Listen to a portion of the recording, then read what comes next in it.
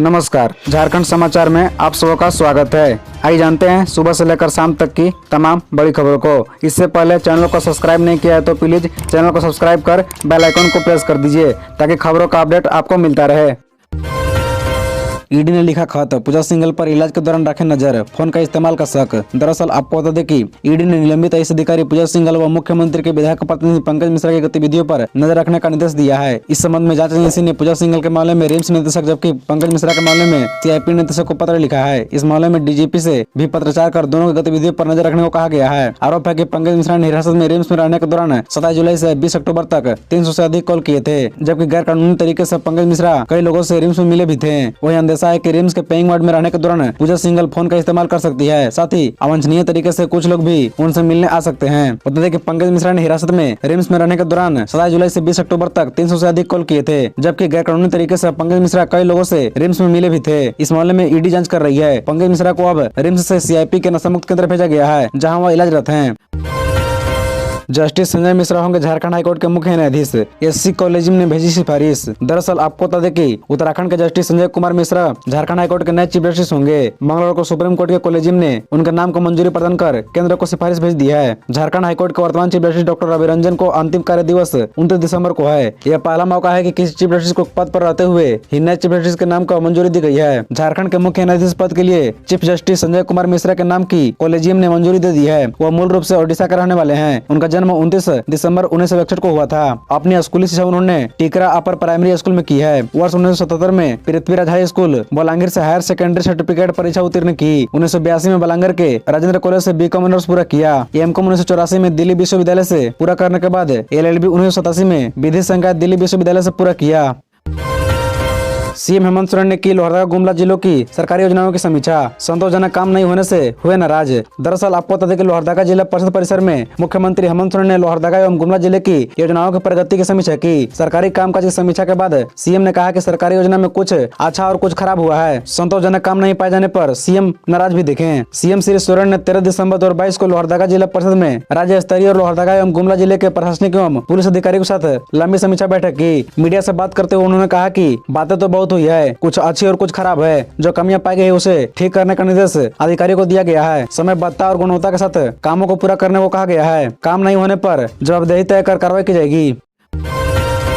CA Suman Kumar की discharge याचिका पर सुनवाई पूरी, जाने कब आएगा फैसला। दरअसल आपको बता दें कि मनरेगा घोटाले की राशि की मनी लॉन्ड्रिंग करने का आरोपी निलंबित आईएएस अधिकारी पूजा सिंघल के पति अभिषेक झा व सीए सुमन कुमार की डिस्चार्ज याचिका पर सोमवार को सुनवाई पूरी हो गई। सुनवाई पीएमएलए के विशेष न्यायाधीश की अदालत में हुई। अदालत ने दोनों पक्षों को दलील सुनने के बाद फैसला सुरक्षित रख लिया और फैसला सुनने के लिए 17 दिसंबर की तिथि निर्धारित की है। उल्लेखनीय है कि सीए सुमन कुमार ने 2 नवंबर को डिस्चार्ज याचिका दाखिल की थी। सुनवाई के दौरान ईडी की ओर से कहा गया कि सुमन कुमार के खिलाफ आरोप गठन के लिए ठोस सबूत है। सुमन कुमार के आवास व कार्यालय में छापेमारी के दौरान ईडी को बड़ी रकम मिली थी। सुमन कुमार पर मनरेगा घोटाले की राशि से मनी लॉन्ड्रिंग करने में पूजा सिंघल का साथ देने का आरोप है। उनके आवास पर ईडी की छापेमारी में करोड़ों रुपए बरामद किए गए थे। उसके बाद ही ईडी ने आरोप पत्र दाखिल किया था। बता दें कि पूजा सिंघल, सीए सुमन कुमार व राम विनोद की हिरासत अवधि 23 दिसंबर तक बढ़ी। जेल में बंद निलंबित आईएएस अधिकारी सीए सुमन कुमार व आरोपी इंजीनियर राम विनोद सिन्हा को वीडियो कॉन्फ्रेंसिंग के माध्यम से पीएमएलए के विशेष न्यायाधीश की अदालत में पेश किया गया।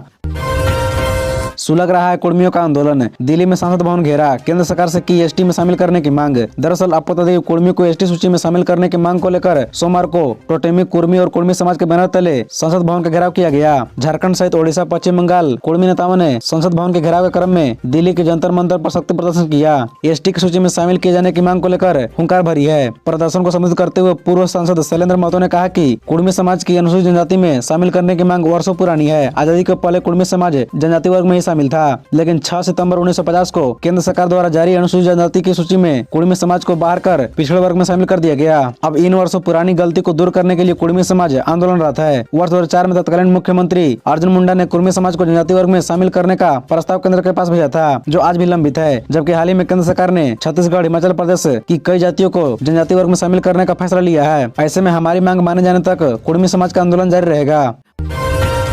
सदस्यता गंवाने वाली झारखंड की छठी विधायक होगी रामगढ़ कांग्रेस एमएलए ममता देवी। दरअसल आपको बता दें कि लोक प्रतिनिधित्व अधिनियम 1951 में वर्ष 2013 में हुए संशोधन के बाद अब तक झारखंड के 5 विधायकों की सदस्यता जा चुकी है। इस अधिनियम में प्रावधान है कि 2 साल या उससे अधिक की सजा होने के बाद विधानसभा या लोकसभा की सदस्यता खत्म हो जाती है। इसी अधिनियम का प्रावधान के तहत ममता देवी की सदस्यता भी चली जाएगी। हजारीबाग व्यवहार न्यायालय स्थित एमपी एमएलए कोर्ट से उनको 5 साल कैद और 10,000 रुपए की जुर्माने की सजा मिली है। राज्य में सबसे पहले अधिनियम के तहत आजसू विधायक कमल किशोर भगत वो स्वर्गीय हो गए की सदस्यता गई थी।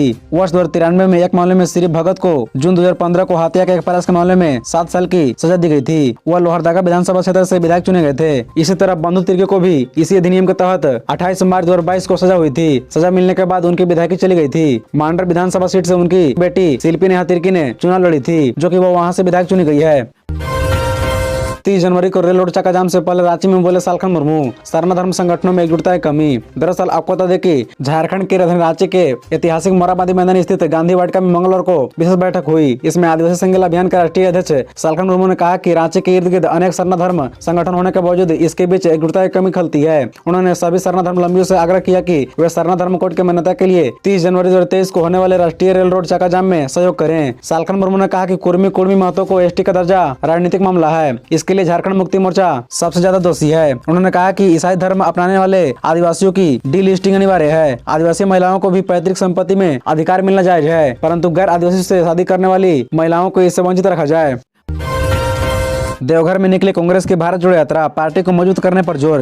दरअसल आपको बता दें कि कांग्रेस पार्टी के भारत जोड़ो कार्यक्रम के तहत देवघर में पदयात्रा निकाली गई। यह शहीद आश्रम करनीबाग से शुरू होकर अम्बेडकर चौक पर समाप्त हुई तथा नुक्कड़ सभा का आयोजन किया गया। प्रदेश अध्यक्ष राजेश ठाकुर ने कहा कि जन जागरण युवा और गौरव यात्रा के बाद अब भारत जोड़ो कार्यक्रम के तहत पदयात्रा को विशाल समर्थन मिल रहा है। वर्ष 2024 में भी हमारे केंद्र बिंदु में जनता रहेगी, चुनाव नहीं। जनता का भला होगा तो सुनिश्चित रूप से पार्टी भी मजबूत होगी। राहुल गांधी जब से सड़क पर उतरे हैं, देश के लोगों में गजब का उत्साह है। आज महंगाई, बेरोजगारी व नफरत चरम पर है। इस वजह से आज लोगों में आक्रोश भी बढ़ा हुआ है। सभी वर्ग के लोगों की जरूरतों को ध्यान में रखकर राहुल गांधी सड़क पर उतरे हैं। साथ ही कृषि मंत्री बादल ने कहा कि कांग्रेस पार्टी सभी को समान रूप से सम्मान देने का काम करती है। हमारे नेता राहुल गांधी संकल्प के साथ घर से सड़क पर निकल चुके हैं। उनको फॉलो करने वाले लोगों को भी अपने अपने घरों से निकलना होगा।